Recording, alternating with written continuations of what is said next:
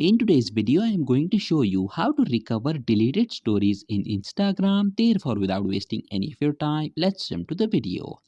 If you have deleted some stories from your Instagram account and now you want to recover them, then what you have to do is to open the Instagram application.